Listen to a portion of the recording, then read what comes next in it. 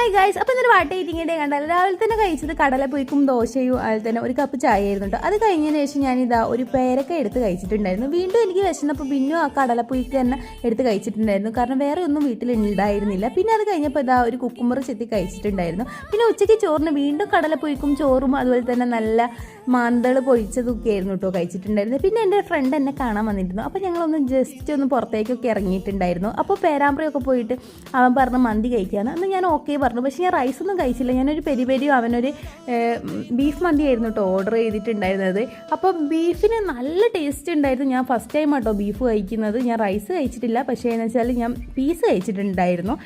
Diet വീട്ടിൽ പോയ സമയത്ത് പൊട്ടിക്കിടക്കുകയാണ് ഓൾറെഡി. അതുകൊണ്ട് തന്നെ ഞാൻ അധികം റൈസും കാര്യങ്ങളൊന്നും കഴിക്കാൻ നിന്നില്ല. പക്ഷേ അടിപൊളി ടേസ്റ്റ് ഉണ്ടായിരുന്നു ആ ബീഫിന്. എനിക്കെന്താ പറയുക, ചിക്കനെയും കാട്ടും ബീഫാണ് ഇഷ്ടപ്പെട്ടിരുന്നത്. അപ്പോൾ ഇന്നത്തെ വീഡിയോ വന്നിട്ട് ഇത്രയേ ഉള്ളൂ. അപ്പോൾ ഞങ്ങൾ വീട്ടിലേക്ക് പോട്ടെ. അപ്പോൾ ഓക്കെ, ബൈ ഗൈസ്.